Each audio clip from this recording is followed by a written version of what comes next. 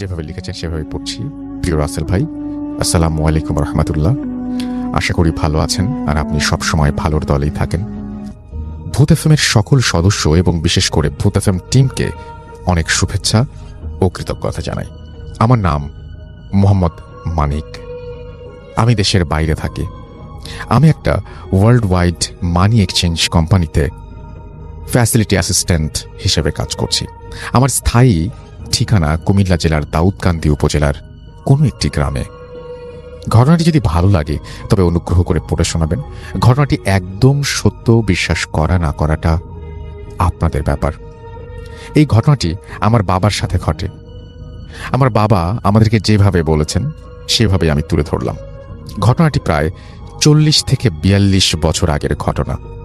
তখন আমার বয়স আনুমানিক 13 থেকে 14 বছর। আমাদের পরিবার, আমাদের পারিবারিক অবস্থা খুবই খারাপ ছিল। আমার বাবা সারাদিন রোজগার করে যা পেত তা দিয়েই আমাদের সংসার চলত। তখন ছিল বর্ষাকাল। আমার বাবা তখন নৌকা চালাতো। আমি সারাদিন বন্ধুদের সাথে আড্ডা, খেলাধুলা, মানুষের গাছ থেকে তাল কাটা ইত্যাদি করে বেড়াতাম। কোনো পড়াশোনা করতাম না, কেননা আমাদের সময় এত স্কুল ছিল না। একদিন ভোরবেলাতে বাবা খুব রাগারাগি করছেন মার সাথে। ঘুম থেকে উঠে শুনি বাবা আমাকে নিয়ে মার সাথে ঝগড়া করছেন, কেন আমি কাজ করি না। বাবার রাগারাগি করে সকাল সকাল বাবা কোথায় যেন চলে গেল। মা আমাকে বলল বাবা নাকি আজকে খুব শরীরটা খারাপ, তাই আজকে কাজে যেতে পারবে না। মাও আমাকে খুব বকাবকি করলো। আমার খুব রাগ হলো। রাগের বশে আমি আমার বাবার নৌকাটা নিয়ে কাজে বেরিয়ে পড়লাম। আমাদের স্থানীয় একটি বাজারে নৌকার ঘাটে গিয়ে মানুষদের নিয়ে তাদের বাড়ি বাড়ি পারাপার করতে লাগলাম। বর্ষার মৌসুম, তাই চারিদিকে পানি আর পানি। সারাদিন রাগের বশে আমি না খেয়ে ভাড়া মারি, অনেক টাকাও পাই। দিনের তখন পরন্ত বিকেল। আমি তখন নৌকা ঘাটে বেঁধে বসে আছি। তখন একজন লোক আসে এবং আমার নৌকার কাছে চলে আসে। সে এসে আমাকে বলে ভাড়া যাবে। লোকটার সাথে আরো দুজন লোক ছিল। আমি বলি কোথায়? সে আমাকে বলে বাজারের নাম এবং আমাদের এখান থেকে 10-12 মাইল দূরে। আমি বলি যাব। ভাড়ার টাকা কত দিবেন তা মিটিয়ে তাকে নিয়ে আমি রওনা হলাম। গন্তব্য 2 থেকে 3 মাইল দূরে থাকতেই মাগরিবের আজান দিয়ে দেয়। যথারীতি তাদেরকে তাদের গন্তব্যে পৌঁছে দেই। তারা আমাকে টাকা দিয়ে নেমে যায়। আমার খুব ক্ষুধা পায়। নৌকা ঘাটে বেঁধে রাস্তার পাশে একটা দোকান থেকে কলা আর রুটি কিনে আমার নৌকা এসে শুয়ে থাকি। চারিদিকে হালকা অন্ধকার নেমে আসে। আকাশে চাঁদ ছিল। আমার একা একা বাড়িতে ফিরতে ভয় লাগছিল, তাই অপেক্ষা করতে থাকলাম আমাদের গ্রামের বা আশেপাশের এলাকার কাউকে যদি পাই। পেলে ভাড়া কম হলেও তাকে নিয়ে চলে যাব। প্রায় 2 থেকে 2.5 ঘন্টা বসে আছি। আমাদের এলাকায় কোনো মানুষ নেই। ঘাট থেকে আস্তে আস্তে সব নৌকা চলে যায়। নৌকা ঘাটে এখন শুধু আমি একা। একটা সময় আমার ঘুম চলে আসে, চোখগুলো লেগে লেগে আসছে। এমন সময় একজন লোক এসে আমাকে ডাকে। আমি উঠে নৌকার ছাউনি থেকে বের হয়ে আসি। বলি কোথায় যাবেন? লোকটা আমাদের পাশের গ্রামের কথা বলে। আমি আর 7-5 না ভেবে বলি যাব, কেননা সে যে জায়গার কথা বলছে সেখান থেকে বিলের মাঝখান দিয়ে আমাদের বাড়িতে আসতে 30 মিনিট লাগবে। আর আমি সেই রাস্তাটা চিনি। যাক, লোকটাকে নিয়ে আমি রওনা হলাম। লোকটার হাতে ঘড়ি থাকায় তাকে জিজ্ঞেস করলাম কয়টা বাজে। সে বলে 9টা বেজে 10 মিনিট। আকাশে চাঁদের আলো, সারা বিল দেখা যাচ্ছে। কতক্ষণ হয়েছে জানি না, আনুমানিক 2-2.5 ঘন্টার মতো হবে। তাকে বাড়িতে নামিয়ে দেই।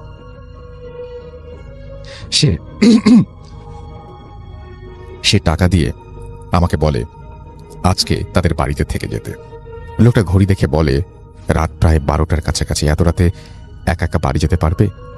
আমি থাকতে রাজি হইনি, কেননা বাড়িতে মা খুব চিন্তা করবেন। যাক, তাকে নামিয়ে আমি নৌকা নিয়ে বাড়ির দিকে রওনা দেই। তাদের গ্রাম থেকে আমাদের গ্রামে আসতে হলে প্রথমে একটা বিল পার হতে হয় এবং একটা খালের পথ ধরে এসে তারপরে আমাদের গ্রামের 2টা বিল পার হলে আমাদের বাড়ি। আমি নৌকা নিয়ে বিলের ধারে পরিষ্কার কোনো আগাছা না থাকায় বেয়ে চলি। এই ধারটা খালে গিয়ে নেমেছে, আর খালের ওই পারে একটা বড় কবরস্থান। আমি উত্তর থেকে দক্ষিণ দিকে যাচ্ছি। চাঁদের আলোয় সবকিছু দেখা যায়। হালকা হালকা বাতাস বইছে। আমার ভেতর থেকে ভয় দূর করার জন্য আমি আস্তে আস্তে গান গাচ্ছি আর নৌকা বেয়ে চলছি। কিছুটা দূর থেকেই আমি দেখতে পাচ্ছি খালের ওপর পাল্পর পাড়ে কি যেন চলছে। আমি মনে মনে চিন্তা করলাম, হয়তো খরা জালে মাছ ধরার এক ধরনের বড় জাল, সেই জালে হয়তো লোকেরা মাছ ধরছে। আমি আরও এগিয়ে আসলাম। এখন ভালো করে খেয়াল করে দেখলাম এটা কোনো খরা জাল নয়, সাদা সাদা কাপড় পরা অনেক লম্বা লম্বা অনেকগুলো মানুষের মতো। আমার ভয় লাগতে শুরু করে। আমি নৌকাটা থামিয়ে দেই। হঠাৎ কোথা থেকে যেন অনেক জোরে বাতাস চালু হয়ে যায়। বাতাসে ধাক্কা মেরে আমার নৌকাটা খালের পাশে নিয়ে আসে। আমি অনেক চেষ্টা করছি থামিয়ে রাখার জন্য, কিন্তু পারছি না। ওই পারে কবরস্থানে তাকিয়ে দেখি, যা দেখে আমার সারা শরীর একদম শক্ত হয়ে যায়। আর মনে হচ্ছে এখনই বুঝি আমার মৃত্যু হবে। আমি দূর থেকে যেগুলো সাদা সাদা কাপড় পরা মানুষের মতো দেখেছি, সেগুলো মানুষ না, তারা মানুষের চাইতেও অনেক বেশি লম্বা, আর তাদের হাতের নখগুলো অনেক বড়। শুধু মানুষের মতো সাদা কাপড় পরা, এগুলোর সাথে গরুর মতো দেখতে গায়ের লোম, এবং কালো কুচকুচে মুখটা দেখতে অনেকটা হিংস্র প্রাণীর মতো। একটা কবর খুঁড়ছে তারা। আমার চোখে আমি বিশ্বাস করতে পারছি না। মনে হচ্ছে মৃত্যু আমার সামনে দাঁড়িয়ে আছে। আমি নৌকাটা বিলের পাড়ের দিকে নিয়ে যেতে চাচ্ছি, কিন্তু এত বাতাস কোথা থেকে আসলো বুঝতে পারছি না। কবরটা একদম খালের পাড়েই ছিল। আচমকা বড় বাতাস এসে আমার নৌকাটা ঠিক কবরের সাথে গিয়ে ধাক্কা খায়। আমার জন্তুগুলো আমার দিকে তাকায়। তাদের হিংস্র চোখগুলো দেখে আমি আর সহ্য করতে পারি না। আমার নৌকাতে যে বৈঠা থাকে, এটা দিয়ে আমি নৌকা থেকে নেমে আল্লাহর নাম নিয়ে জন্তুগুলোকে পিটাতে শুরু করি। মানুষের মতো দেখতে জন্তুগুলো এবং হিংস্র জন্তুগুলো এত ভয়ঙ্কর চিৎকার দিয়ে লাফিয়ে লাফিয়ে পানিতে ঝাঁপিয়ে পড়তে থাকে এবং ভয়ঙ্কর ভয়ঙ্কর আওয়াজ করতে থাকে তারা। একসময় সবগুলো মানুষরূপী প্রাণীগুলো এবং হিংস্র জন্তুগুলো পানিতে মিশে যায়। আমি কবরটার দিকে তাকিয়ে দেখি লাশটা প্রায় কবর থেকে অর্ধেক তুলে ফেলেছে। কবরের পাশে কিছু মিষ্টির পাতিল পড়ে আছে, এগুলোতে মিষ্টিও আছে। আমার আর সাহস হয়নি লাশটাকে কবরের ভেতরে দেওয়ার। আমি তাড়াতাড়ি নৌকা চালাতে থাকি। আমি নৌকা চাল নিয়ে দ্রুত সেখান থেকে চলে আসি। আমার মনে হচ্ছে নৌকার সাথে পানিতে কারা যেন চলছে। কবরস্থান থেকে 100 গজ বা তার একটু বেশি দূরে একটা খরা জাল দেখতে পেলাম। জালটাতে লোকও আছে, মাছ ধরছে। আমি ভয়ে ভয়ে ঠিক মতো নৌকা চালাতে পারছি না। ওদিক দিয়ে চলে যাচ্ছে। খরা জালের কাছে আসতে লোকটা আমাকে ডাক দেয়। লোকটার বয়স 40 থেকে 50 বছর হবে। লোকটি বলে, বাড়ি কই মাঝির? আমি ভয়ে ভয়ে আমার গ্রামের নাম বলি। আমার বাড়ির নামও জিজ্ঞেস করে। আমি তাও বলি। আমাকে লোকটা তার কাছে যেতে বলে। আমি ভয়ে ভয়ে বলি, কেন কাকা, আমার তাড়াতাড়ি বাড়িতে যেতে হবে। আমি তো আপনার জালের কোনো ক্ষতি করিনি। লোকটি অনেক ধমকের সুরে বলে তার কাছে যেতে। আমি নৌকাটা ঘুরিয়ে জালের কাছে যাই। খরা জালের মধ্যে এক ধরনের টং থাকে, বিশ্রামের ছাউনি ঘর। লোকটা টং থেকে আমার নৌকায় এসে আমাকে পানিতে নামতে বলে। আমি বলি, কেন, কি হয়েছে? লোকটি অনেক বড় বড় চোখে আমাকে ধমক দিয়ে দেয়। আমি ভয়ে পানিতে নামি। লোকটা একটা হাত ধরে রেখেছে। আমি পানিতে ডুব দিলে কেমন যেন একটা চিৎকারের আওয়াজ কানে আসতে থাকে। মনে হচ্ছে অনেকগুলো জন্তু একসাথে চিৎকার করছে। আমি ভয়ে ভয়ে তাড়াতাড়ি গোসল করে পানিতে উপরে উঠে যাই। লোকটা তার এখান থেকে একটা লুঙ্গি এনে আমাকে পরতে দেয়। তারপর আমাকে বলে, কবরস্থানে কি করছো তুমি? জবাবে আমি বলি, কিছু করার নয় তো কাকা। লোকটা আমাকে ধমক দিয়ে বলে, নৌকা খরা জালের বাঁশের সাথে ভালো করে বাঁধো, জালের টঙে ওঠো। আমি নৌকাটা বাঁশের সাথে বেঁধে তার সাথে টঙের ভেতরে গেলাম। টঙের ছাউনিটা একটু বড়ই ছিল। লোকটা আমাকে বোতলে কি একটা পরে সরিষার তেল দিয়ে বলে গায়ে ভালো করে মাখতে, পা থেকে মাথা পর্যন্ত। তেলটা দেওয়ার সাথে সাথে আমার শরীরে জ্বর চলে আসে। আমার শরীরে এত জ্বর আসে যে আমি জ্বরে কাঁপতে থাকি। লোকটা টঙের 2টা কাঁথা ছিল, এগুলো দিয়ে আমাকে পেঁচিয়ে শুইয়ে দেয়। আর লোকটা বিড় করে কি যেন পড়ছে আর ফু দিচ্ছে। ফু দেওয়ার সাথে সাথে আমার শরীরে আরো বেশি জ্বর আসছে। আমার শরীর কাঁপুনি বাড়তে থাকে। তখন রাত কয়টা বাজে সেটা জানা ছিল না, তবে খুব গভীর রাত ছিল। আমার জ্বরের মাত্রা এত বেশি পরিমাণে হয় যে খরা জালের টংটা মনে হচ্ছে এখন ভেঙে যাবে। আমি কাঁপতে কাঁপতে শোয়া থেকে উঠে যাচ্ছি। বারবার মুরব্বী লোকটা আমাকে কাঁথা দিয়ে জড়িয়ে আবার শুইয়ে দিচ্ছে। কিছুক্ষণ পরে আমার ছেলে আসে নৌকা দিয়ে কোথা থেকে যেন। আমি তার ছেলেকে টঙে আসতে বলে এবং জড়িয়ে শুয়ে রাখার জন্য দুজন আমাকে কাঁথা দিয়ে জড়িয়ে রেখেছে। আমার আর মুরব্বী দোয়া পড়ছে। টঙের নিচে পানিতে মনে হচ্ছে অনেকগুলো বড় বড় মাছ পানিতে একসাথে ঝাপটালে যেমন শব্দ হয় তেমন হচ্ছে। মাছগুলো মনে হচ্ছে সব ভেঙে চুরে ফেলবে। প্রচুর বাতাসও বইছে। মুরব্বী লোকটা তার ছেলেকে বলে, পানি বা টঙের বাইরে যা কিছু হোক ওকে ছাড়বি না। মুরব্বী লোকটা দোয়া আওয়াজ করে দোয়া পড়ে এবং সূরা পড়ে যাচ্ছে এবং আমাকে বারবার নাকে মুখে সরিষার তেল দিয়ে যাচ্ছে। আশেপাশে কোথাও কোনো বাড়িঘর ছিল না যেখানে আমাকে নিয়ে যাবে, আর পানিতে যে সব শব্দ আর তীব্র বাতাসে আর যা কিছু অঘটন ঘটবে তাই আর সাহস করেনি লোকটা। এভাবেই সারা রাত মুরব্বী আর তার ছোট ছেলেটা আমার সাথে ধস্তাধস্তি হয়। যখন ফজরের আজান আমার কানে চলে আসে তখন আচমকাই আমার শরীর থেকে জ্বর চলে যায়, বাতাসও থেমে যায়, পানিতে যে শব্দ হচ্ছিল তাও থেমে যায়। এক কথায় চারিদিক একদম শান্ত। মুরব্বী তার ছেলেকে বাড়িতে যেতে বলে খাবার নিয়ে আসতে। ছেলেটি বাড়িতে চলে যায়। আমার সারা শরীরে তেলে ভেজা ছিল, তাই মুরব্বী আমাকে পানিতে নেমে গোসল করতে বলে। আমি গোসল করি এবং মুরব্বির সাথে ফজরের নামাজ পড়ি। তারপর লোকটা আমাকে রাতের ঘটনার কথা বলে। আমাকে বলে, তোমার সাহস কত, তুমি এগুলোকে মারছো? আমি এখানে 15 বছর ধরে খরা জাল দিয়ে মাছ ধরি। এই কবরস্থানে কত কিছু আসে, দল বেঁধে বেঁধে আসে, এরা কত কিছু খায়। তুমি কি দেখেছো? আমি প্রতিদিন এর চাইতেও অনেক বেশি দেখি। তারা আমার জালের কাছে আসে, আমার ডোলা থেকে মাছও নিয়ে যায়। আমি কিছু বলি না। তুমি যেটা দেখেছো গতকালকে সকালে এই লাশটা কবর দিয়েছে। তারা আসছে ওই লাশটা খেতে। তারা যখন আসছে আমি তখন প্রথমেই দেখেছি, কিন্তু আমি কিছু বলি না। আর তোমার সাহস কত মিয়া, তুমি এগুলোকে মারছো? তোমাকে যদি আমি ছেড়ে দিতাম তাহলে তুমি সামনের বিলটাতে গেলেই তোমাকে শেষ করে ফেলতো। পানিতে আওয়াজ শুনোনি তাদের? তোমার কপাল ভালো, বাবা মার দোয়ায় বেঁচে গেছো। আর আমি তোমার বাবা মাকে চিনি। তোমার বাবা প্রায় এখানে ভাড়া মারতে আসে। জীবনে আর কখনো এইসব জিনিসের উপরে হাত তুলবা না। কথা বলতে বলতে তখন অনেক পরিষ্কার হয়ে গেছে আকাশটা। ছেলেটা এতক্ষণে খাবার নিয়ে চলে আসে। মুরব্বী আমাকে খাবার খেতে বলে। আমি খাবারগুলো খাই। খাবার শেষ করে আমি মুরব্বী তার ছেলেকে অনেক ধন্যবাদ জানাই। আসার সময় মুরব্বী আমাকে একটা কালো সুতো পরিয়ে দিয়ে ফু দিয়ে আমার ডান হাতে বেঁধে দেয়। আমি বাসায় চলে আসি। মাকে সব ঘটনা বলি। মা আমাকে হুজুরের কাছে নিয়ে ঝাড়ফুঁক করায়। পরে আমার আর কিছু হয় না। এই ছিল আমার ঘটনা। ভালো লাগলে পড়ে শোনাবেন। বর্তমানে আমার বাবার শারীরিক অবস্থা ভালো না। সকলের কাছে দোয়া চাই যাতে আল্লাহ আমার বাবাকে সুস্থতা দান করেন। কাজের ব্যস্ততার কারণে লেখার সময় পাই না, তবুও লিখে ফেললাম।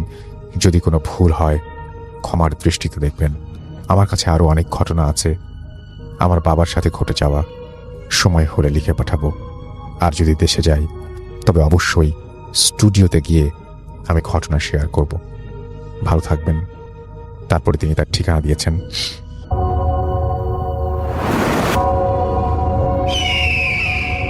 Welcome back. আপনাদের সবাইকে স্বাগত জানাই। আমি রাসেল। আশা করছি আপনারা সবাই ভালো আছেন, ভালোর তলে আছেন। আমিও ভালো আছি আর ভালোর তলে আছি। চলে যাব আরও একটি ঘটনায়। যদি ভালো লাগে সাথে থাকবেন।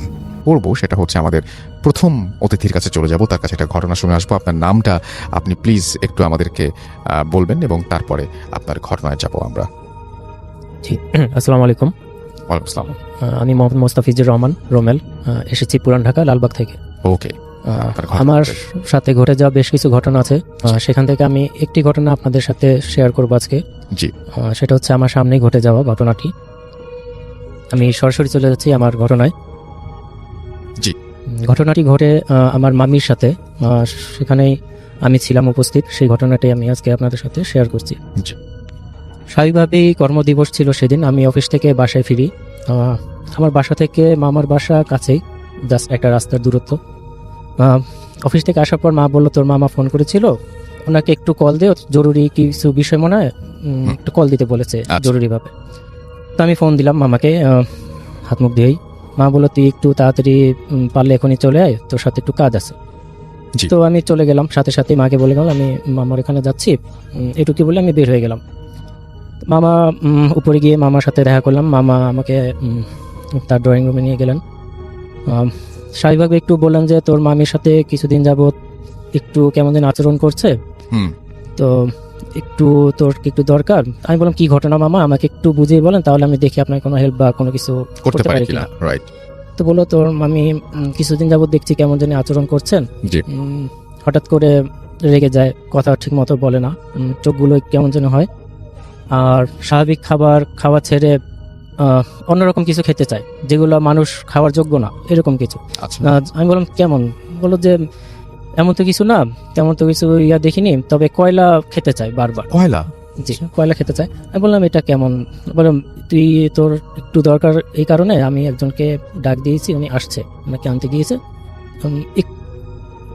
আমাকে আনতে গিয়েছে, একটু অপেক্ষা কর, উনি চলে আসবে, চলে আসলে ওনার সাথে আমি থাকবো, তুই যা শুধু আমার সাথে একটু সঙ্গ দিস, এই জি। আটুক না, আমি একটু ভয় পাচ্ছি তো বিষয়টুকু। এমন ঠিক আছে মামা, সমস্যা নেই, আসুক। তো এর মাঝে আমি মামির রুমে গেলাম, মামিকে দেখি যে না উনি স্বাভাবিকই আছেন, আরো বেশ কিছু গেস্ট এসে পড়ছেন ওনাকে দেখার জন্য। তাই আমি বললাম মামা, মামি তো দেখি যে ঠিকই আছেন। বললো ঠিক আছে, ঠিক আছে, এখন ঠিক আছে, কিন্তু একটু পর দেখি চেঞ্জ হয়ে গেছে। এমন কেমন? বললো তুই সামনে একটু কয়লা এনে ধর, দেখ চেঞ্জ হয়ে যাবে। আমি বললাম না, তাহলে থাক, যাকে ডাক দিয়েছেন উনি আসুক, ওনার সাথেই না হয় আমি দেখবো না বাকিটুকু। হুম। তো কিছুক্ষণের মধ্যে তান্ত্রিক টাইপের একজন লোক আসছেন। স্বাভাবিকভাবে নর্মালি যেরকম তান্ত্রিক থাকে, লম্বা জব্বা পরা, কালো রঙের, মাথায় জট বাঁধা চুল, গলায় মোটা ধরনের একটু মালার ধরন।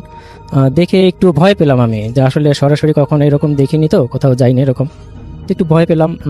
তখন মামা তান্ত্রিককে সবকিছু খুলে বললেন যে উনি এরকম আচরণ করছে, জাস্ট ওনাকে কি করা যায়।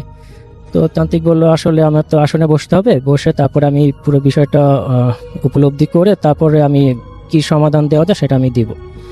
বললো যে ঠিক আছে, তাহলে আপনি আপনার জন্য কি কি লাগবে? বললো যে আপাতত তুই কয়েক 5 পদের মিষ্টি আন, হুম। একটু দামি ধরনের মিষ্টি আনতে হবে, আর কিছু গোলাপ জল, আগরবাতি, মোমবাতি আর আচ্ছা। ফুলের মালা, আচ্ছা। এগুলো একটু জোগাড় কর, আমি এর মধ্যে আমি আমার প্রস্তুতি সম্পন্ন করছি। জি। তো সেগুলো আনার জন্য একজন লোক চলে গিয়েছেন, কিছুক্ষণের মধ্যে এগুলো নিয়ে আসলেন। নিয়ে এসে আলাদা একটা রুমে নিচে ওনারই নিয়ে আসা একটা কাপড় আসনের মতো উনি সেটা বিছালেন। আর যে দ্রব্যগুলো এনেছেন, মিষ্টি বা আদার্স যে জিনিসগুলো, হুম। সেগুলো উনি মোটামুটি সাজালেন। সাজানোর পর আমাকে এবং মামাকে, আর সাথে আরেকজন মামার ফ্রেন্ড ছিলেন, ওনাকে বলেন আমি সব কিছু তৈরি করেছি, এখন আমি আসনে বসবো। আসনে বসার পর আমার সাথে যা ঘটবে সেটা আমার সাথেই ঘটবে, আপনাদের ভয় পাওয়ার কিছু নাই। আচ্ছা। জাস্ট শুধু আপনাদের জায়গাটুকুতেই থাকবেন, হুম। আর আমাকে টাচ করারও দরকার নেই, আমাকে ধরারও কিছু দরকার নাই। আমি যদি পড়েও যাই, জাস্ট শুধু আমাকে একটু তুলে দেবেন, আর কিছু লাগবে না। মা বলল যে ঠিক আছে। এদিকে সবকিছু প্রস্তুতি সম্পন্ন করার পর ঘরের আলো নিভিয়ে দেওয়া হলো, একেবারে অন্ধকার, জাস্ট শুধু একটা মোমবাতি জ্বালানো হলো।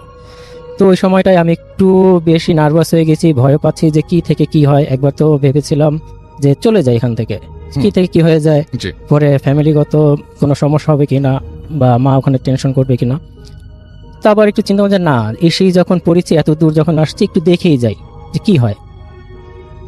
তো ওইভাবেই শুরু হলো। কিছুক্ষণ তান্ত্রিক কিছু মন্ত্র আর আমাদের ইসলাম ধর্মের কিছু সূরা পাঠ করতে করতে হঠাৎ উনি বেহুশ হয়ে পড়ে গেলেন, কাঁপতে কাঁপতে থাকলেন। তো ওনাকে তুলে ধরে শুধু বসিয়ে দিলেন মামা। বসিয়ে দেওয়ার পর ওনার কণ্ঠস্বরও চেঞ্জ হয়ে গেল।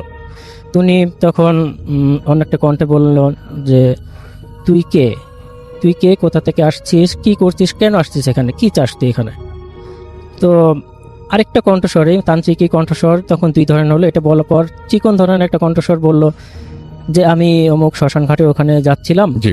সন্ধ্যার আজানের সময় ওখানে যাচ্ছিলাম, ওনাকে দেখলাম জানালার পাশে চুল শুকাচ্ছিল। জি। তো আমাকে ওই ইয়েটা দেখে ওনাকে আমার পছন্দ হলো, তাই ওনার উপর আমি ভর করেছি। তো আমি ওনাকে আপাতত ছাড়ছি না, আমি ওর সাথেই থাকবো। তো তান্ত্রিক বলে যে না, তুই তোর সাথে থাকতে পারবি না, ওকে তো ছেড়ে দিতে হবে। জি। তো চিকন সুরে বললো যে না, ওকে তো আমি কোনোভাবেই ছাড়বো না, পারলে তুই যা পারিস তুই কর, তুই তোর কাজ করে যা। তো বললো ঠিক আছে, তোকে আমি ভালোভাবেই বললাম, তুই তো যাবি না, ঠিক আছে। ওদিকে তান্ত্রিক আসনে বসার আগে বলে গিয়েছিলেন যে মামিকে যেন শক্তভাবে ধরে রাখা হয়, কোনোভাবে যেন ওনার হাত পা ছেড়ে দেওয়া না হয়। ছেড়ে দিলে হয়তো এই রুমে যে আসন বাঁধা হয়েছে সেখানে এসে পড়লে সব কিছু ওলটপালট হয়ে যাবে। আর হাতের কেনি আঙ্গুলটা খুব জোরে চাপ দিয়ে ধরে রাখতে বলছিল, ওটা ধরলে নাকি শক্তিটা কমে যায় তাদের। এই বলার পর কার্যক্রম শুরু হওয়ার পর বলছে তোকে যেতে হবে, তুই কি চাস, তাহলে তুই কি দিলে তুই যাবি সেটা বল, সত্যি করে বল, তুই কি দিলে তুই যাবি।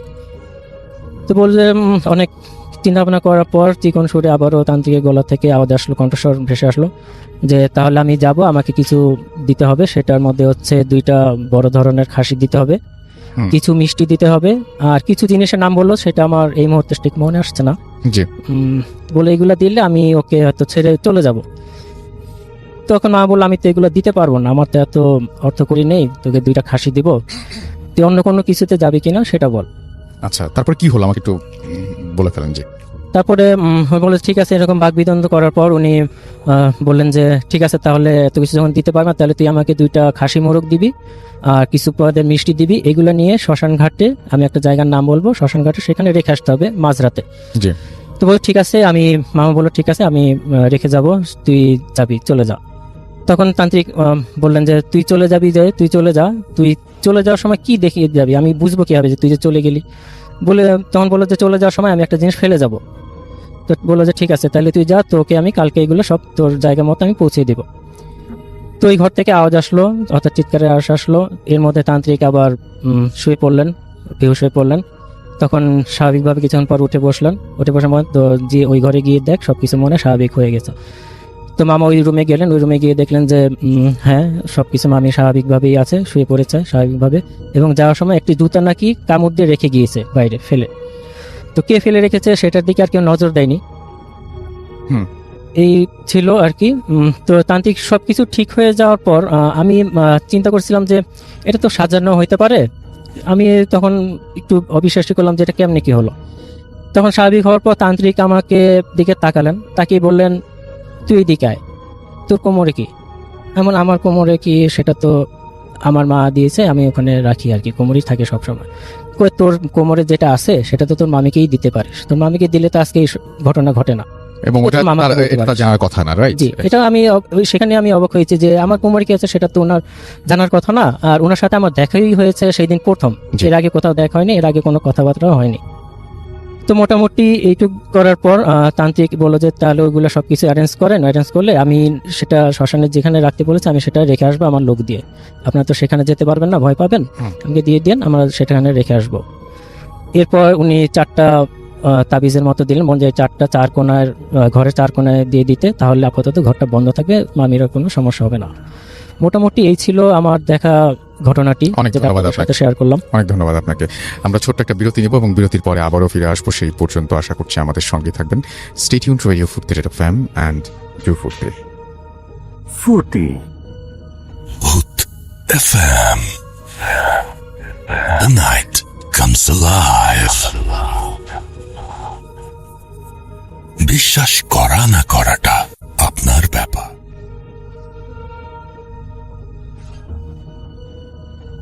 একদম তাই, বিশ্বাস করা বা না করাটা আপনার ব্যাপার। এবং আমি রাস্তেল আছি আপনার সাথে, আমাদের সাথে রয়েছেন আমাদের আজকের অতিথিরা।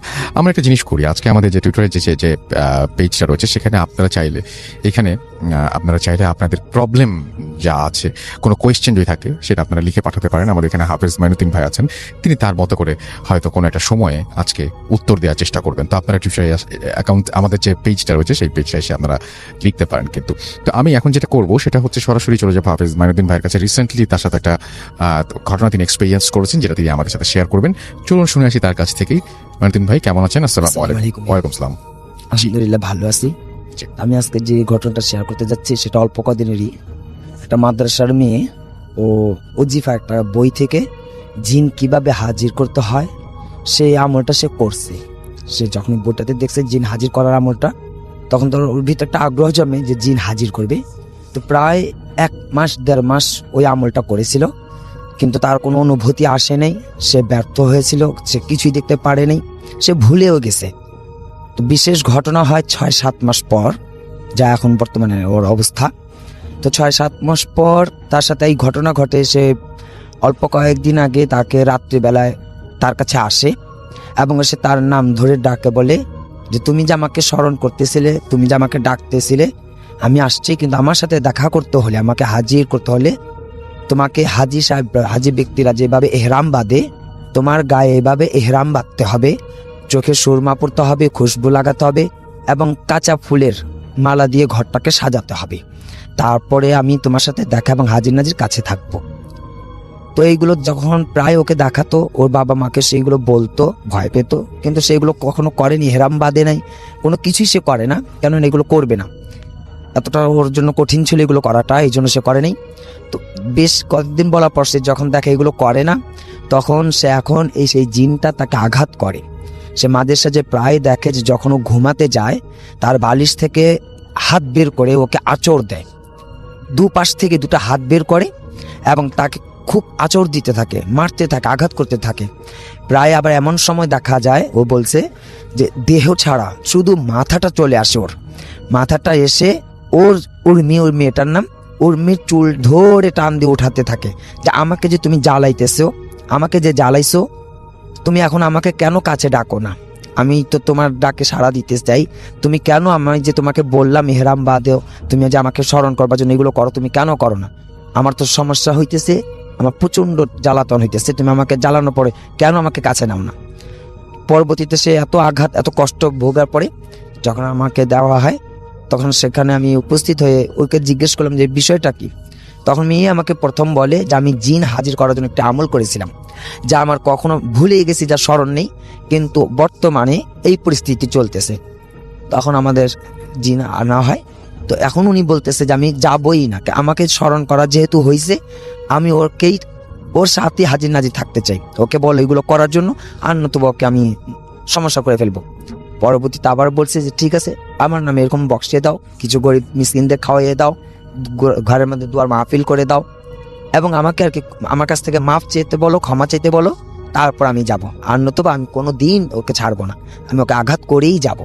ওই ওজিফা দেখে জিনা হাজির করার জন্য পরিকল্পনা করেছিল, যখন সে ভুলে গেছে, স্মরণ নেই, তখন সে উনি এইভাবে জ্বালাতন করতেছিল। এখন আলহামদুলিল্লাহ সামনে এইগুলো ক্ষমা চাওয়ার একটা প্রোগ্রাম করবে, জি, আশা করি যে ইনশাল্লাহ সে মুক্ত পাবে। Thank you so much. আপনার ঘটনার জন্য আপনাকে অনেক ধন্যবাদ এবং আশা করছি যে এই ঘটনাটি আপনাদের ভালো লেগেছে। আমাদের এখানে বেশ কিছু মেসেজ অলরেডি চলে আসছে, আমি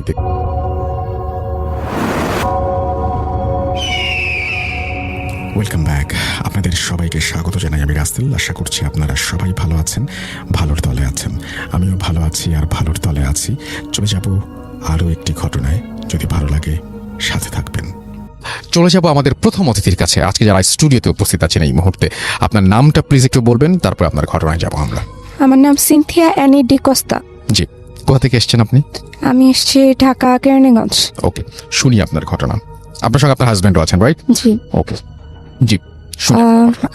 আমি ফার্স্টে আমার নতুন বাসার ঘটনা দিয়ে শুরু করছি। এখানে আর কি আমরা উঠার কয়েকদিন পরেই তো ফার্স্ট দেখতাম যে আমি রান্নার জন্য লবণের ঢাকনাটা আমি ওপেন করে রাখতাম যে আমার জন্য ইজি হয়। তো সেটা আমি প্রায় দেখতাম যে লবণের ঢাকনাটা মানে অফ করা। আমি তখন আমার হাজব্যান্ডকে জিজ্ঞাসা করতাম যে তুমি কি অফ করছো? তো সে বলতো বন্ধ করেছে কিনা। হ্যাঁ, তো সে বলতো যে না, কই, আমি তো এটা ধরেই নাই, আর আমি তো বেশিরভাগ টাইম বাসায় থাকি না, তো এটা আমি কেন ধরতে যাব? তো আমি ভাবতাম আমি হয়তো মনের ভুলে এটা বন্ধ করে রাখছি। তো তারপর দেখা যেত না প্রায় এরকম হচ্ছে। তো এর মধ্যে আরেকটা ঘটনা বলি, আমি রান্না করার টাইমে যখন আমি একা থাকি তখন মনে হয় আমার পিছনে কেউ আছে, এরকম একটা আমার ফিল হয়। আর হচ্ছে আমি যখন বাসায় একা থাকি তখনই বেশিরভাগ টাইম এই প্রবলেমগুলো দেখা যায়। যেমন একদিন আমি বাসায় একা ছিলাম, আমার হাজব্যান্ড ল্যাপটপটা বন্ধ করে ব্যাগের ভিতর রেখে দেন বাইরে গেছে, আমি রান্নাঘরে কাজ করতেছি। তো তখন হাজব্যান্ড আসছে, তো বাসায় আসার পরে তো ওই দেখে ল্যাপটপটা বিছানোর পরে, তো আমাকে জিজ্ঞাসা করে যে তুমি কি ল্যাপটপটা বের করছো? তো আমি বললাম কই না তো, আমি তো ল্যাপটপ ধরিই নি, আমি তো ওই রুমে যাই নাই। তো তখন মানে আসলে কাহিনীগুলো অন্যদিকে যাচ্ছে সেটা বুঝাই যাচ্ছে। তো তারপরে হচ্ছে এরপরেই মাঝখানে দেখতাম যে আমি একা থাকলে দেখতাম আমাদের দুইটা আলমারি, তো আলমারির ভিতর থেকে নানা রকম আওয়াজ আসতো, সেটা আমি একা থাকার টাইমে, ও থাকলে তখন আর হতো না। তো আর যে ঘরটা হতো সে ঘরটায় মানে অনেক ছবি লাগানো আছে, এমনকি আমাদের যিশুর ছবিও লাগানো ছিল, তারপরে ওই প্রবলেমগুলো হতো। তো তারপরে দেখা যাচ্ছে আমি ঘরের ভিতরে লাইট অফ করলে আমি দেখতাম যে আমার চারপাশে মানে কতগুলো ছায়া ঘুরতেছে। এরকম মানে বিভিন্ন রকমের প্রবলেম দেখা যায়। তারপরে বাসায় ওঠার কিছুদিন পরে দেখতাম কি পুরান বাসার চাবি আমাদের মানে চাবি রিংয়ের মধ্যে। তো এটা তো এতদিন দেখি নাই, হুট করে কিভাবে চলে আসলো চাবি রিংয়ের মাঝখানে। তো আসলে এটাই ছিল আমার সেকেন্ড বাসার ঘটনা। আচ্ছা, আপনার ফার্স্টের ঘটনাটা আমরা শুনবো, সেটা কি হয়েছিল আপনি একটু শুরু থেকে যদি বলতেন আমাদেরকে। জি, আসলে ফার্স্ট যে বাসাটা নেই সেটা হচ্ছে কেরানীগঞ্জেরই একটু আবাসিক এলাকা ওদিকে।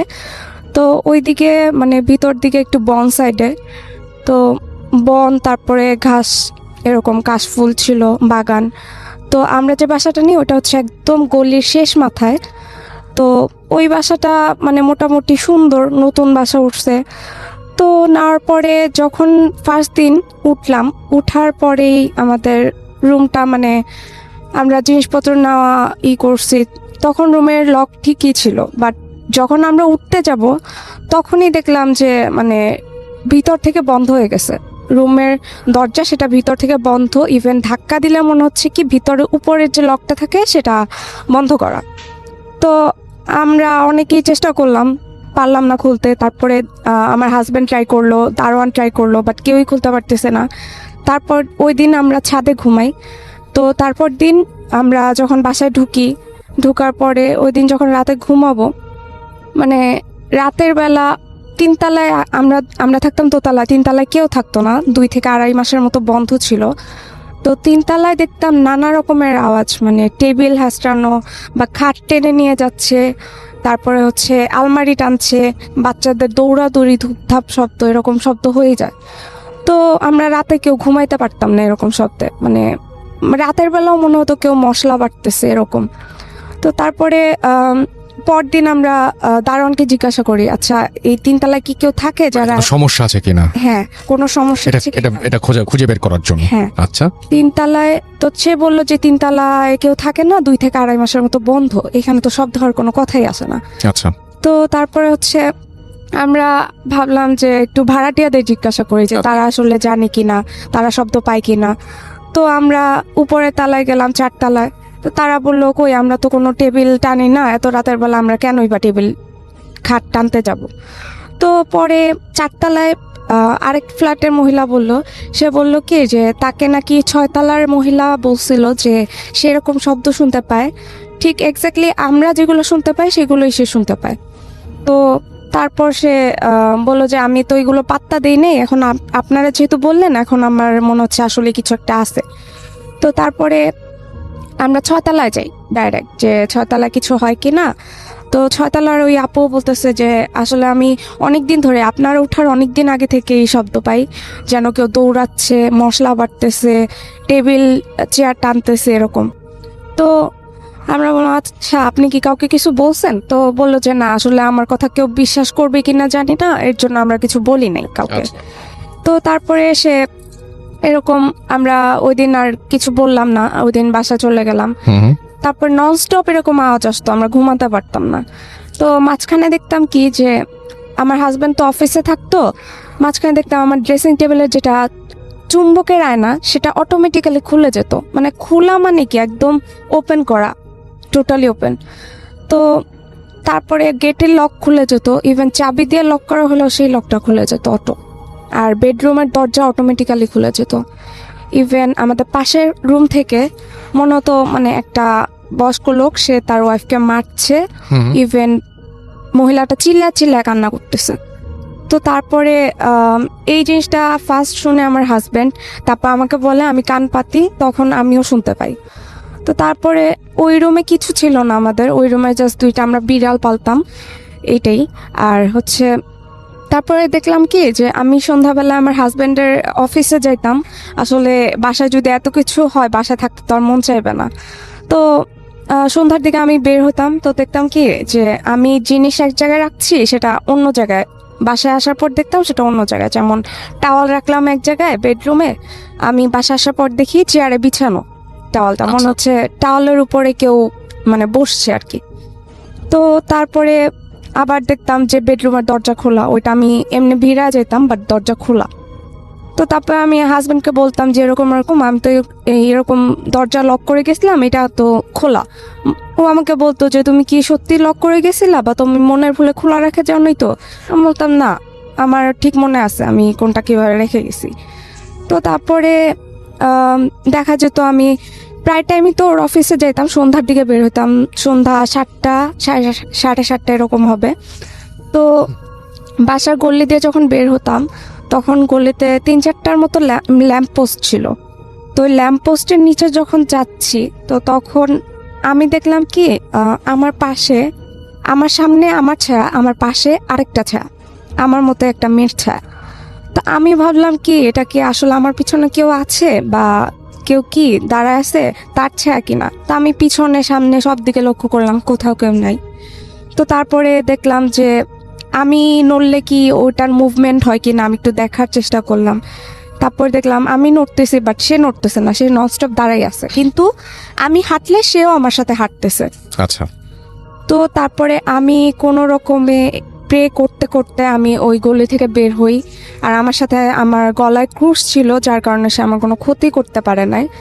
তো আমি ওই গলি থেকে বের হই। তারপরে বাসায় আসি যখন, তখন আবারও সেই শব্দ, ইভেন দরজার লক খুলে যাওয়া, প্রতিনিয়ত এই প্রবলেমগুলো হতো। এগুলো থেকে আপনারা সমাধান পাননি এখন? সমাধান আমরা এখনো পাই নাই। ইভেন 3 তলায় আমরা অনেকদিন দারোয়ানকে বলছিলাম যে আপনারা একটু লাইট জ্বালা রাখবেন, লাইট জ্বালা রাখলে।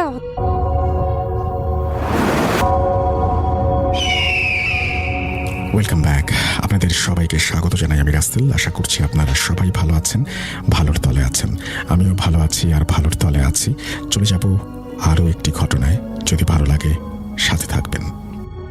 আসসালামু আলাইকুম লিসেনার্স, সামির আনসারি বলছি। তো আজকে শুরুতে যে ঘটনাটা শেয়ার করব, আমার বেশ ভালো লেগেছিল ঘটনাটা। এই ঘটনাটা আমাকে পাঠিয়েছে পটুয়াখালী থেকে জাবের ভাই। তিনি আজকে বেশ কয়েকটি ঘটনা আমাকে শেয়ার করতে বলেছিলেন এবং আমার ঘটনাগুলো বেশ ভালো, এই জন্য আমি আজকে শুধু ওনার ঘটনা শেয়ার করব। তো জাবের ভাই যেই বাসাটায় থাকে পটুয়াখালী, সেই বিল্ডিংটা ওনাদের নিজস্ব বিল্ডিং ছিল। দোতলায় পুরাটা ফ্ল্যাটে ওনারা থাকতো। তো 3 তলায় ছিল 2টা ইউনিট, একটা ইউনিট একটা ফ্যামিলি থাকতো, আর সেই ফ্যামিলি থাকার পাশাপাশি আরেকটা ইউনিটে থাকতো একটা হুজুর। সেই হুজুরটা নাকি সেখানে বেশ নাম করা একজন হুজুর ছিল। তো জাবের ভাই আমাকে সেই হুজুরের নাম বলতে মানা করেছে, তাই আমি সেই হুজুরের নাম দিচ্ছি তসলিম। তো তসলিম সাহেব উনি নাকি মানুষের সেবা করতে, এই জন্য ওনার বাসায় নাকি মাঝে মাঝে এরকম বিভিন্ন জনের লোকরা আসতো এবং বিভিন্ন সেবা নিয়ে যেত এখান থেকে। তো এটা যে ঘটনার শুরুটা মানে জাবের ভাই বলে যেদিন থেকে শুরু হয়, তো সেটা ছিল কোন এক শুক্রবার বেশ কয়েক বছর আগে। তো সেদিন জাবের ভাইয়ের মা পিঠা বানিয়েছিল। তো জাবের ভাইদের ফ্যামিলির সাথে সেই 3 তলা যে হুজুর তসলিম সাহেব, ওনাদের খুব ভালো একটা সম্পর্ক ছিল। তো জাবের ভাই মা বলতেছে যে যাবে এক কাজ কর, পিঠা যেহেতু বানাইছি হুজুরের বাসায় দিয়ে আয়। তো জাবের ভাই নাকি পিঠা হুজুরের বাসায় দিয়ে যখন মানে নামতে যাবে সিঁড়ি দিয়ে, হঠাৎ করে উনি খেয়াল করতেছে যে 3 তলায় যে আরেকটা ইউনিটে যে ফ্যামিলি থাকতো, এখান থেকে কান্নার আওয়াজ আসতেছে। তো উনি কিছুক্ষণ কান্নার আওয়াজ এরকম পেয়ে সঙ্গে সঙ্গে নিচে এসে পড়ে, কাউকে কিছু বলে না। তো সেদিন তো মোটামুটি ভালোভাবে পার হয়। পরের দিন সকালবেলা ঘুম থেকে উঠে জাবের ভাই দেখতেছে যে ওনাদের আমার ফ্ল্যাটে ওনার আব্বা মা বা কেউই নাই, খালি, এবং দরজাটা খোলা। তো জাবের ভাই নাকি উনি দরজা দিয়ে খোলা এবং দিকে দেখতেছে যে ওনাদের পাশে যে ফ্যামিলি মেম্বার 2-3 জন ছিল, তারা নাকি সেই 3 তলা সেই যে ফ্ল্যাটটা আছে যেখান থেকে গতকাল রাতে বা গতকাল বিকালে যেখানে কান্নার আওয়াজ এসেছিল, সেখানে জড়ো হয়ে দাঁড়ায় আছে ওনার মানে জাবের ভাইয়ের আব্বা আম্মা।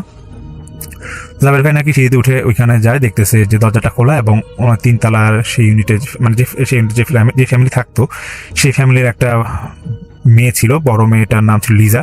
দেখতেছে সেই লিজা মেয়েটা ভিতরের রুমে শিকল দিয়ে ওকে বেঁধে রাখা হয়েছে এবং সে প্রচন্ড কান্নাকাটি করতেছে। এবং এটা মানে জাবের ভাইয়ের আব্বা আম্মা তাকা ছিল এবং লিজা যিনি ছিল ওনার আব্বা মারাও খুব কান্নাকাটি করতেছে মেয়ের অবস্থা দেখে। জাবের ভাই নাকি সেই মেয়েটার কাছে যেতেই সেই মেয়েটা জাবের ভাইকে উদ্দেশ্য করে বলতেছে যে তুই আসছিস, তুই তো অনেক ছোট, তোর রক্ত খেতে অনেক মজা হবে। তো এটা দেখার পর জাবের ভাই নাকি একটু ভয় পেয়ে যায় এবং উনি তাও অনেকক্ষণ ধরে তাকাইছিল যে আসলে লিজা উনি কি করতেছে এটা। তো জাবের ভাই আব্বা মা বলতেছে জাবের তুমি নিচে যাও, আমরা আসতেছি। এরকম তো সেদিনের ঘটনা শেষ। ঠিক 2 সপ্তাহ কি 3 সপ্তাহ পরে ওই আন্টি মানে 3 তলা যিনি আন্টি থাকতেন, যার মেয়ে এরকম অসুস্থ, তিনি জাবের ভাইদের বাসায় আসেন এবং এসে জাবের ভাই আমাকে মানে জড়ায় ধরে খুব কান্নাকাটি করতেছে এবং বলতেছে যেভাবে আমি তো শেষ হয়ে গেলাম, আমার মেয়েটা অসুস্থ, আপনারা তো দেখে আছেন কয়েকদিন আগে, কিন্তু এই মেয়েকে আমি মানে অনেক হুজুর দেখালাম, কবিরাজ দেখালাম, ডাক্তার দেখালাম, কারোর মাধ্যমে মেয়েটাকে সুস্থ করতে পারতেছি না। মেয়েটা অসুস্থ শুধু আপনারাই জানেন, আর এরকম কাউকে আশেপাশে কোথাও জানায়নি। এখন কি করা যায় আমাকে বলেন। তখন সেই জাবের ভাই বলে যে ওনার আম্মা বলতেছিল যে এক কাজ করেন, আমাদের 3 তলা আপনাদের পাশের ফ্ল্যাটে যে হুজুর আছে, উনি তো শুনছি এরকম মানে ভালো কাজ, মানুষের সেবা করে, ভালো কাজ করে, দেখেন না আপনাকে মেয়েকে যদি খারাপ কিছু আসর ওনার কাছে নিয়ে যেতে পারেন। তখন সেই মুহূর্তে নাকি ওই জাবের ভাইয়ের আব্বা আম্মা এবং সেই ফ্যামিলি মেম্বার যারা ছিল, যাদের ফ্যামিলির মেয়েটা অসুস্থ, তারা নাকি ওই তসলিম সাহেবের কাছে যায় এবং তসলিম সাহেবকে পুরো টাকা ব্যাপার খুলে বলে। তো তসলিম সাহেব বলে আচ্ছা ঠিক আছে, কোনো সমস্যা নাই, আমি আগে আপনাদের মেয়েটাকে দেখি, আজকে বাদ এসে আমি যাবো আপনাদের বাসায়, মানে সেই লিজাপুর ওনার আম্মাকে বলে দেয়। তো বাদ এসা যখন ওই তসলিম সাহেব যখন ওই অপোজিট ফ্ল্যাটে ঢুকতে যাবে, ঠিক দরজাটা খোলা হয়েছে, তসলিম সাহেব ঢুকবে, হঠাৎ করে তসলিম সাহেব ঢুকতে পারতেছে না, উনি ফিল করতেছে ওনাকে পিছন থেকে কেউ টানতেছে। তো তসলিম সাহেব উনি পিছিয়ে থাকায় দেখে যে 2-3 বছরের একটা বাচ্চা দাঁড়ায় আছে এবং তসলিম সাহেব পাঞ্জাবি ধরে টান দিয়ে ধরে রাখছে। তো তসলিম সাহেব বললো কি মানে এটা দেখার সঙ্গে সঙ্গে যখন বাচ্চাটাকে ধরতে যাবে মানে পাঞ্জাবিটা যখন ছুটাতে যাবে দেখতেছে বাচ্চাটা দৌড় দিয়ে মানে নাই ভ্যানিশ পুরো নাকি চলে গেছে, ভ্যানিশ দেখা যাচ্ছে না, শুনলেন না নাকি ভেসে গেছে এরকম। তো এটা দেখার পর তসলিম সাহেব আশেপাশের লোকজনকে বা যারা ছিল ওদেরকে জিজ্ঞেস করতেছে আপনাকে কাউকে দেখছেন? ওরা বলতেছে যে না আমরা তো কিছু দেখি নাই। এটা বলার পর তসলিম সাহেব রুমের ভিতর ঢোকে এবং ঢোকার সঙ্গে সঙ্গে উনি বসে এবং বসার সঙ্গে সঙ্গে উনি দেখতেছে যে রুমের আরেকটা কোনায় ঠিক সেম বাচ্চাটা দাঁড়ায় আছে এবং সে খুব মানে কান্না অবস্থায় দাঁড়ায় আছে, মানে সে কানবে এরকম একটা ভাব। তখন তসলিম সাহেব বুঝে যে বাসাটা হয়তো কোনো একটা সমস্যা আছে। তো তসলিম সাহেব সেই লিজা আপুকে মানে যিনি অসুস্থ ওনাকে ডাকে, ওনার আম্মা এবং আব্বা নিয়ে আসে বসায়। বসানোর পর লিজা আপুকে দেখার পর তসলিম সাহেব বলতেছে লিজা আপু আমাকে আপনি এক কাজ করেন, একটা বালতিতে পানি নিয়ে আসেন, এখানে এনে তারপর এখানে রাখেন সামনে, দেখি কি করা যায়। তো তখন সেই বালতিতে পানি আনা হয় এবং পানির মধ্যে তসলিম সাহেবের পকেটে একটা পয়সা ছিল, সেই পয়সাটা তিনি বালতিটার মধ্যে ফেলেন এবং বালতিটার মধ্যে ফেলে উনি পানিটা খুব নাড়াচ্ছিল অনেকক্ষণ ধরে। তো এর মধ্যেই লিজা উনি নাকি হঠাৎ করে সেই তসলিম সাহেবকে বকা দিয়ে ওঠে এবং বলতেছে যে তুই আমার কিছুই করতে পারবি না, তুই যা খুশি কর কিন্তু কিছুই করতে পারবি না, উল্টা তোর আরো ক্ষতি হবে। তো এটা বলার পরে হুজুর আর কিছুই বলে না, তিনি ওই তসলিম সাহেব উনি বালতিটা পানি দেখতেছে বেশ গরম হয়ে গেছে এবং সেই পানিটা উনি বিজাপুর গায়ে নাকি ছিটা মারে এবং মারার পরে সেখানে যে পয়সাটা ছিল পয়সাটা তুলে লিজাপুর ওনার আমাকে বলতেছে আপনি বালতিটা নিয়ে যান, আপনার মেয়েটাকে আপনার ওনার মানে বলতেছে যে বাবা মানে লিজাপুর বাবা উনি দেখতেছে আপনি বালতিটা নিয়ে যান। তো লিজাপুর বাবা ওইরকম ওনার মেয়েটাকে মানে লিজাপুরকে ধরে রাখছিল এবং সেই মুহূর্তে তারপর ওনার মা তো আবার আসেন। সেই হুজুর বলতেছে লিজাপুর আমাকে দেখেন এখানে যে পয়সাটা আছে পয়সাটা আমি বেঁধে রাখছি সুতা দিয়ে, এটা ওর গলায় ঝুলাই দিচ্ছি, গলায় আপনিও বেঁধে দেন, কোনো সমস্যা নাই, আমি দেখতেছি কি হয় এবং কালকে বাদ আসর আমি আসবো এবং কিছু কিছু জিনিস আপনারা অবশ্যই রেখে দিবেন। তো বলতেছে যে প্রথমটা রাখবেন হচ্ছে গিয়ে ধূপ রাখবেন এবং একটা মোমবাতি রাখবেন এবং একটা পাঠার রক্ত রাখবেন, যেভাবে পারেন এটা রাখবেন কালকে বাদ আসর। তারপর নাকি সেই হুজুর উনি চলে যায় এবং চলে যাওয়ার সময় নাকি সেই লিজাপুর নাকি ওনাকে বাবার হুমকি দিয়ে যাচ্ছিল এবং ওনাকে জোরে জোরে হাসতেছিল। তো এটা দেখার পর যাই হোক হুজুর উনি চলে যায়। তো পরের দিন বাদ আসর হুজুর আসার পরে উনি লিজাপুর আব্বা আমাকে বলতেছে যে আগে আপনার দরজা জানলা সব আটকে রাখেন আর মোমবাতিটা নিয়ে আসেন, আর গতকাল যে আপনার মেয়ের গলায় পয়সাটা ছিল পয়সাটাকে আমাকে দিয়ে যান, তারপর আপনার লিজাকে নিয়ে আসেন। তো সেরকম ধূপ পাঠা রক্ত এরকম সবই তো অ্যারেঞ্জ করা হয়। তাই কিছুক্ষণের মধ্যেই সেই লিজা আপু উনি আসেন। তো আসার পরে হুজুর যেটা লিজা আপু দিকে অনেকক্ষণ ধরে তাকায় ছিল এবং হুজুর বলতেছে মানে লিজা আপুর সাথে কথা বলতে যাচ্ছে কিন্তু উনি কথা বলতে চাচ্ছিল না।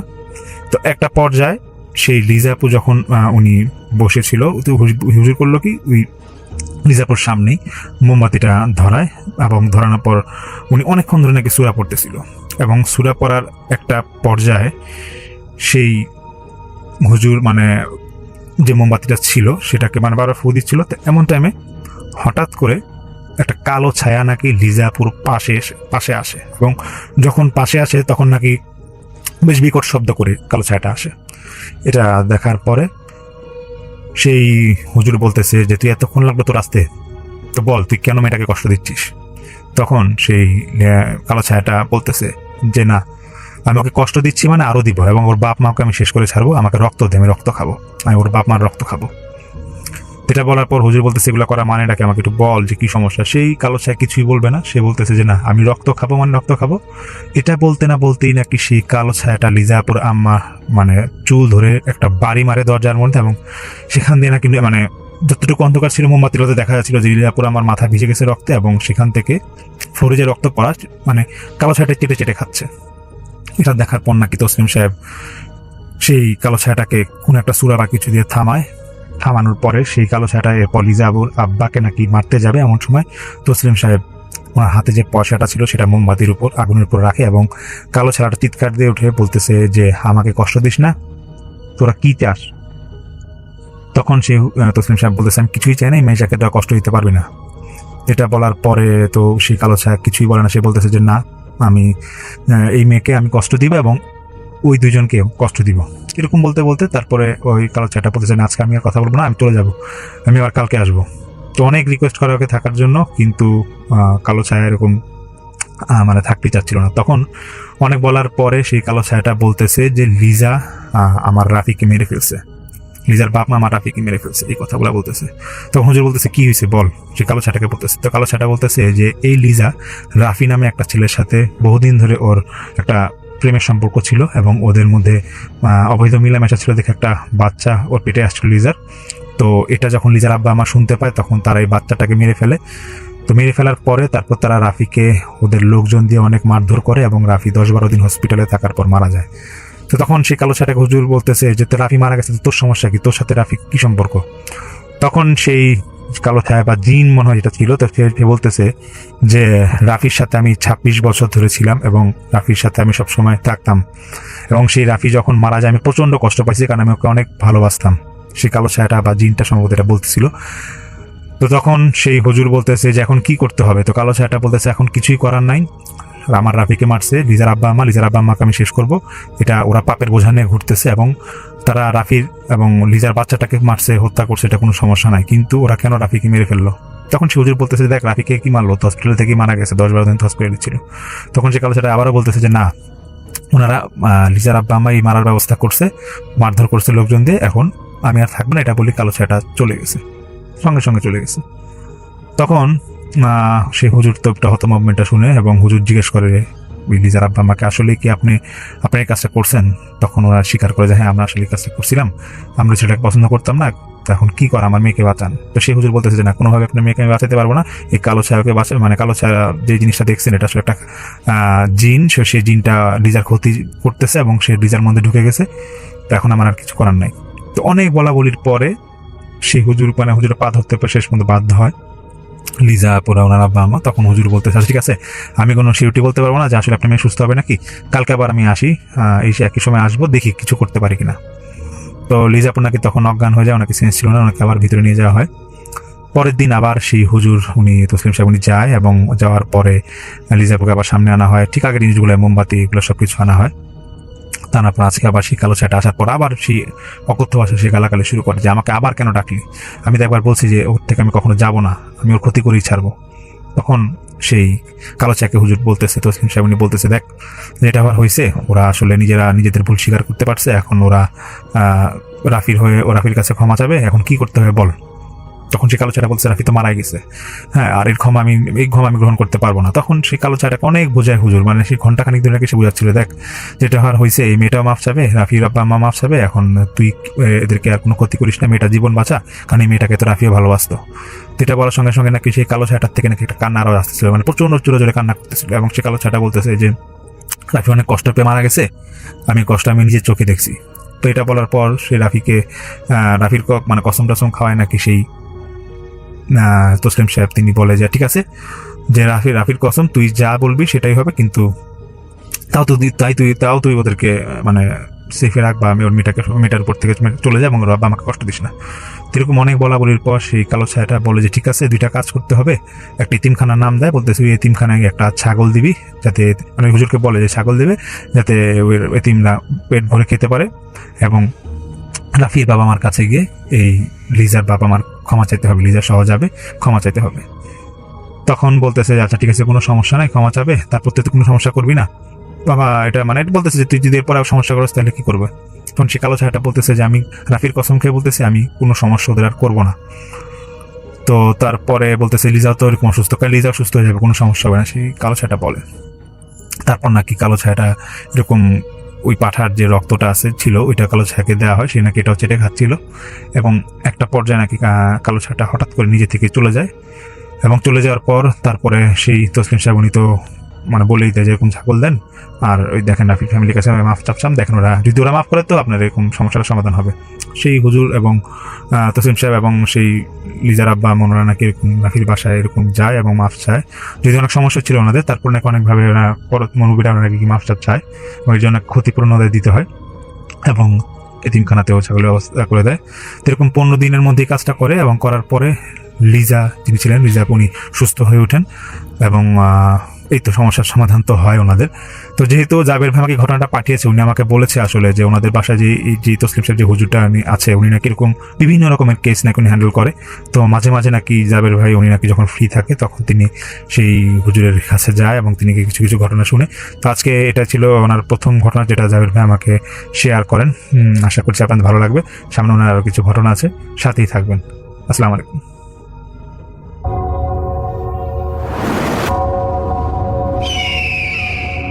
Welcome back.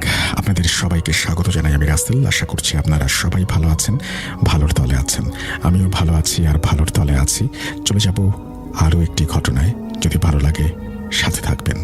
আসসালামু আলাইকুম লিসেনার্স, রিয়াদ ফেরদৌস বলছি। আশা করি সবাই ভালো আছেন, সুস্থ আছেন।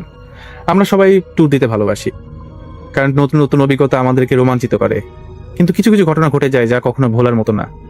আজকে আমি যে ঘটনাটি শেয়ার করব, ঘটনাটি আমার সাথে শেয়ার করেছেন চন্দন মল্লিক। তো সরাসরি ঘটনায় চলে যাই। সময় তখন 2019 সাল, জানুয়ারি মাস। খুব শীত পড়েছে। উনি তখন অনার্স 3য় বর্ষের ছাত্র। তো একদিন ওনারা দুই বন্ধু মিলে প্ল্যান করলেন যে কক্সবাজার সমুদ্র সৈকতে ঘুরতে যাবেন।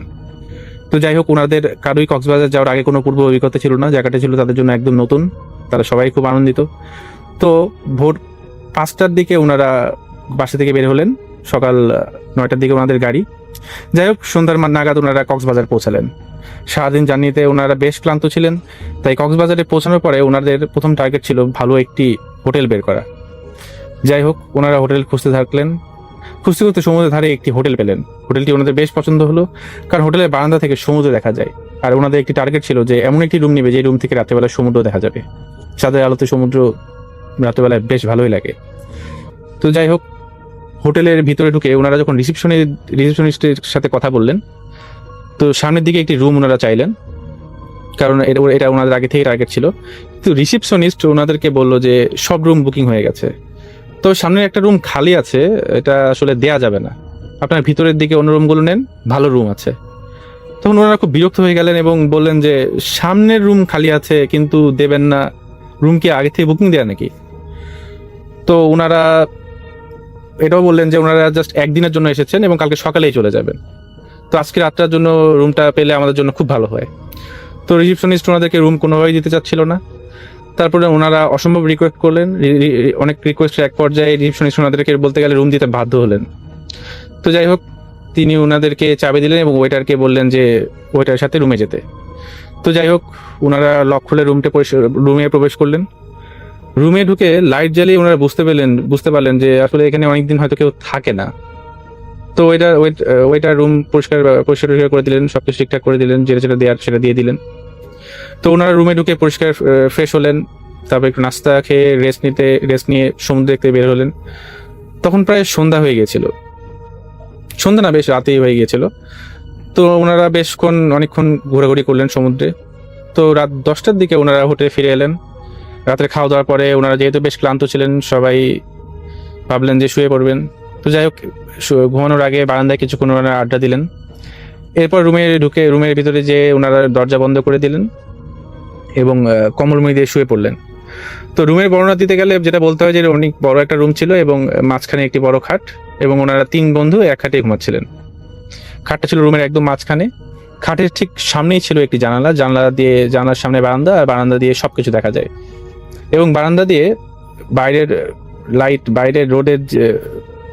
বাইরের যে রাস্তার যে আলো থাকে, সে আলো বারান্দা দিয়ে প্রবেশ করে। রুমটা বেশ হালকা আলোকিত ছিল। যাই হোক, প্রত্যেকের মতো শুয়ে আছে। কেউ মোবাইলে ফেসবুকিং করছে, কেউ তার যার মতো গান শুনছে। তো আনুমানিক রাত 12:30টার মতন ফোন টিপতে হঠাৎ একজন খেয়াল করলেন যে পানির সদৃশ্য কিছু একটা ওনার নাকের মধ্যে 1 ফোঁটা পড়লো। তো যাই হোক, 1 ফোঁটা 2 ফোঁটা করে একটা পানির মতো জিনিস কেন জানি পড়ছে। ওনার 3 জনেরই ঘুম ভেঙে গেল এবং ওনারা 3 জনে অবাক হলেন যে কি ব্যাপার, হোটেলে এরকম ভাবে পানি পড়ছে কেন মাথার উপর থেকে। যাই হোক, এই কথা বলার পরে ওনারা 3 জনে উপরের দিকে তাকালেন। উপরের দিকে তাকানোর পরে ওনারা যেটা দেখলেন, আসলে সেটা দেখার জন্য ওনারা একদমই প্রস্তুত ছিলেন না, যা আসলেই কোনো মানুষের পক্ষে চিন্তা করা সম্ভব না। ওনারা দেখলেন যে সাদা কাপড় পরা বিভৎস চেহারার একটি মানুষ, একটি মেয়ে, ফ্যানের সাথে গলায় দড়ি দিয়ে ঝুলে আছে। তার জিহ্বা বের করা, তার চোখ রক্তের মতো লাল, আর একটা গঙ্গানির মতো শব্দ হচ্ছে মুখ থেকে। মোবাইলের আলোতে দেখেন যে মেয়েটির পা থেকে রক্ত পড়ছে। ওনারা তিনজন ভয় চিৎকার করে উঠলেন। ওনার এক বন্ধু রাকিব সাথে সাথে বেডের পাশে থাকা লাইট সুইচটি অন করার চেষ্টা করলেন, কিন্তু লাইট জ্বললো না। এবং ওনারা একটা জিনিস অবাক হয়ে গেলেন যে ওনাদের মোবাইলে ফ্ল্যাশ লাইটও জ্বলছে না, শুধু স্ক্রিনের যে হালকা আলো সেটাতে ওনারা দেখছেন, আর রাস্তার যে আলোটা ছিল রুমে পড়তো। মেয়েটি ফ্যানের উপরে ঝুলছে, ফ্যানের সাথে দড়ি দিয়ে ঝুলছে এবং ভয়ঙ্কর শব্দ করছে। এবার ওনারা টের পেলেন যে রুমের আশেপাশে অনেক ছায়ামূর্তি, পুরো রুমটাতে অসম্ভব ছায়ামূর্তি, যেগুলোর মুখ বোঝা যাচ্ছে না, কিন্তু আশেপাশে দিয়ে হাঁটছে, চারিদিকে হাঁটছে এবং মেয়েটা মাঝখানে ঝুলছে, এটা ওনারা পরিষ্কার বুঝতে পারছেন। ওনাদের তিনজনের এমন একটা অবস্থা হলো যে ভয়ে ওনাদের মুখ থেকে কোনো আওয়াজ বেরোচ্ছিল না, পুরো শরীর অবশ হয়ে গিয়েছে। অনেকগুলো ছায়ামূর্তি হাঁটছে, ঘুরছে, অনেক মানুষ, এই রুমের মধ্যে প্রচুর মানুষ থাকে ওনারা দেখে যেটা মনে হলো। তো যাই হোক, ওনার এক বন্ধু হঠাৎ করে আয়াতুল কুরসি পড়া শুরু করলেন জোরে জোরে। তো যখন দোয়া পড়া শুরু করলেন, কিছুক্ষণ পরে দেখলেন যে ছায়ামূর্তিগুলো আস্তে করে কেমন জানি ভ্যানিশ হয়ে গেল, এবং মেয়েটাও যেটা ঝুলেছিল ফ্যানের সাথে সেটাও আর নাই, এবং রুমের লাইটগুলো জ্বলে উঠলো। ওনারা এক মুহূর্ত দেরি না করে রুম থেকে বের হয়ে গেলেন, কারণ ওনারা বুঝলেন যে এই রুমে আসলে কোনোভাবেই থাকা সম্ভব না। তো যাই হোক, ওনারা সরাসরি রিসেপশনে চলে গেলেন। সেখানে অন্য একজন লোক বসা ছিল, আগে যে রিসেপশনিস্ট ছিল উনি ছিলেন না। তো ওনারা সব ঘটনা খুলে বললেন, কিন্তু উনি কিছুতেই বিশ্বাস করলেন না। উনি রিসেপশনিস্ট একটা কথা বললেন, এটা আপনাদের মনের ভুল। যাই হোক, ওনাকে আর খুব বেশি কিছু বললো না, কারণ ওনারা আসলে রুমটা জোর করেই নিয়েছিলেন। যাই হোক, এরপর রিসেপশনিস্ট ওনাদেরকে আরেকটি রুম দিলেন ভিতরে রাতে থাকার জন্য। তো ওনারা সারা রাত পরে একটি রুমে গেলেন, বাট ওনাদের কারোই ঘুম হলো না, কারণ এরকম একটা অভিজ্ঞতা পরে আসলে ঘুমাওয়া সম্ভব না। তো সকালবেলা ওনারা যখন চেক আউট করবেন, তখন ওনাদের এক বন্ধু মনে হলো যে আসলে ঘটনাটা কি এটা জানা দরকার। তো উনি যাওয়ার সময় দারোয়ানকে জিজ্ঞাসা করলেন যে আসলে ওই রুমে আমরা গতকাল ছিলাম, ওই রুমে আসলে কি কোনো ঘটনা আছে বা কোনো কিছু কি আছে। প্রথমে যদিও উনি আসলে বলতে রাজি হয় না, কিন্তু অনেক রিকোয়েস্ট করার পরে তিনি বললেন যে আজ থেকে 2 বছর আগে এই রুমে একজন মহিলা উঠেছিলেন। এই মহিলাটি ওই হোটেলে মাঝে মাঝে আসতেন এবং ওই স্পেসিফিক ওই রুমটাতেই উনি উঠতেন। একদিন সকালে ওনার ঝুলন্ত লাশ পাওয়া যায় রুমের ভেতর থেকে। সারা রুমে অনেক তন্ত্রমন্ত্র বই ছিটানো ছিল, অনেক ছোট ছোট হাড্ডি, কঙ্কালের গুঁড়া ছিল। সম্ভবত ওই মহিলা ওই রুমে ব্ল্যাক ম্যাজিকের প্র্যাকটিস করত, যার পরিণতি হিসেবে তার এই দশা। তো যাই হোক, এই জন্য এই হোটেলের কর্তৃপক্ষ ওই রুমটি বেশিরভাগ সময় বন্ধ রাখতো, কারণ কোনো অতিথি আসলে ওই রুমে বেশিক্ষণ টিকতে পারতো না বা থাকতে পারতো না। তো যাই হোক, এটা ছিল আজকে আমার ঘটনা। ধন্যবাদ সবাইকে সাথে থাকার জন্য।